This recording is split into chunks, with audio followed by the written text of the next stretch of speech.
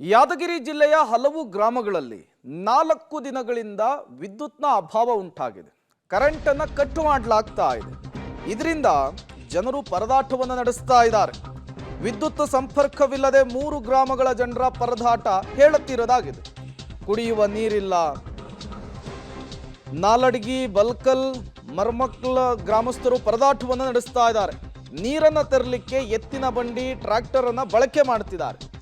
1 ಕಿಲೋಮೀಟರ್ನಿಂದ ಬ್ಯಾರೆಲ್ಗಳಲ್ಲಿ ನೀರನ್ನು ತಂದು ಪ್ರತಿನಿತ್ಯವೂ ಕೂಡ ಜೀವನವನ್ನು ಸಾಗಿಸ್ತಾ ಇದ್ದಾರೆ. ನಿತ್ಯ ಕರ್ಮಗಳನ್ನು ಮುಗಿಸ್ಕೊಳ್ತಾ ಇದ್ದಾರೆ. ಜನರೇಟರ್ ಮೂಲಕ ಮೊಬೈಲ್ ಚಾರ್ಜ್ ಅನ್ನು ಮಾಡಿಕೊಳ್ಬೇಕಾದಂತಹ ಪರಿಸ್ಥಿತಿ ನಿರ್ಮಾಣವಾಗಿದೆ.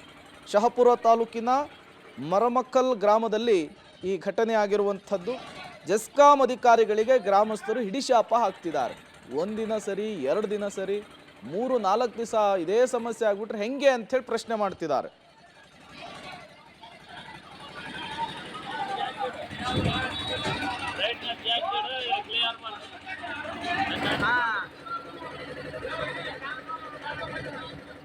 ಮತ್ತಷ್ಟು ಡೀಟೇಲ್ಸ್ ಅನ್ನು ಕೊಡ್ತಾರೆ ನಮ್ಮ ಪ್ರತಿನಿಧಿ ಅಮರೇಶ್. ದೂರವಾಣಿ ಸಂಪರ್ಕದಲ್ಲಿ ಜಾಯ್ನ್ ಆಗಿದ್ದಾರೆ. ಅಮರೇಶ್, ಕರೆಂಟ್ 4 ದಿನಗಳಿಂದ ಇಲ್ಲ ಯಾದಗಿರಿ ಜಿಲ್ಲೆಯ ಹಲವು ಭಾಗಗಳಲ್ಲಿ, ಗ್ರಾಮಗಳಲ್ಲಿ ಪ್ರಮುಖವಾಗಿ.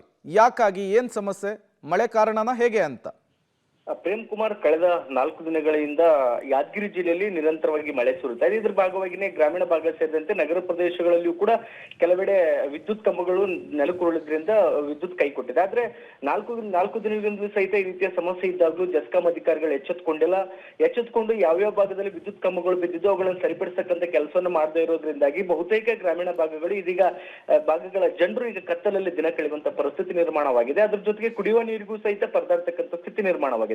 ಪ್ರಮುಖವಾಗಿ ಯಾದಗಿರಿ ಜಿಲ್ಲೆಯ ಶಹಾಪುರ ತಾಲೂಕಿನ ಮರಮಕಲ್ ಗ್ರಾಮದಲ್ಲೂ ಕೂಡ ಒಂದು ವಿಚಿತ್ರ ಘಟನೆ ನಡೆದಿದೆ. ಏನಂದ್ರೆ ಮೊಬೈಲ್ ಇಲ್ಲದೆ ಜೀವನ ನಡೆದಿಲ್ಲ ಅನ್ನುವಂತ ಪರಿಸ್ಥಿತಿ ಇತ್ತೀಚಿನ ದಿನಗಳಲ್ಲಿ ನಿರ್ಮಾಣವಾಗಿದೆ. ಇದಕ್ಕಾಗಿನೇ ಮರಮಕಲ್ ಗ್ರಾಮದ ಜನರು ಜನರೇಟರ್ ನ ಹಚ್ಚೋದ್ರ ಮೂಲಕ ಇಡೀ ಗ್ರಾಮದ ಎಲ್ಲಾ ಜನರ ಮೊಬೈಲ್ ಗಳನ್ನ ಚಾರ್ಜ್ ಮಾಡ್ತಕ್ಕಂಥ ಕೆಲಸಕ್ಕೆ ಕೂಡ ಮುಂದಾಗ್ತದೆ. ಅಂದ್ರೆ ಗ್ರಾಮದ ಬಸವಣ್ಣ ದೇವಸ್ಥಾನದ ಗುಡಿಯಲ್ಲಿ ಜನರೇಟರ್ ನ ಹಚ್ಚಿ ಅಲ್ಲೆಲ್ಲೂ ಕೂಡ ಗ್ಯಾಂಗ್ ಬಾಕ್ಸ್ ಗಳನ್ನ ಹಾಕಿ ವಿದ್ಯುತ್ ಕನೆಕ್ಷನ್ ಅನ್ನು ಕೊಟ್ಟು ಮೊಬೈಲ್ ಗಳಿಗೆ ಚಾರ್ಜ್ ಮಾಡ್ತಕ್ಕಂಥ ಕೆಲಸವನ್ನ ಮಾಡ್ತಾ ಇದ್ರಿ. ಎಲ್ಲ ದೃಶ್ಯಾವಳಿಗಳನ್ನ ನೋಡಿದ್ರೆ ಸಹಜವಾಗಿ ನಮ್ಗೆ ಅನ್ಸೋದೇನಂದ್ರೆ ಜೆಸ್ಕಾಂ ಅಧಿಕಾರಿಗಳ ಬೇಜವಾಬ್ದಾರಿತನ, ನಿರ್ಲಕ್ಷ್ಯತೆಯಲ್ಲಿ ಹೆಚ್ಚಾಗಿ ಕಂಡು ಬರುತ್ತೆ. ಹೀಗಾಗಿ ತಕ್ಷಣದಿಂದಲೇ ಅಧಿಕಾರಿಗಳು ಎಚ್ಚೆತ್ತುಕೊಳ್ಬೇಕು. ಎಲ್ಲೆಲ್ಲಿ ವಿದ್ಯುತ್ ಸಮಸ್ಯೆ ಇದೆ ಅದನ್ನ ಸರಿಪಡಿಸ್ತಕ್ಕಂಥ ಕೆಲಸವನ್ನ ತಕ್ಷಣದಿಂದಲೇ ಮಾಡಬೇಕಾಗಿದೆ. ಅಂದಾಗ ಮಾತ್ರ ಈ ರೀತಿಯ ಸಾಮಾನ್ಯ ಏನು ಸಮಸ್ಯೆಗಳಿದೆ ಅವೆಲ್ಲವನ್ನು ಕೂಡ ಸರಿಪಡಿಸಲಿಕ್ಕೆ ಸಾಧ್ಯವಾಗುತ್ತೆ. Prem Kumar, okay, thank you Amaresh ತಮ್ಮ ಮಾಹಿತಿಗಾಗಿ.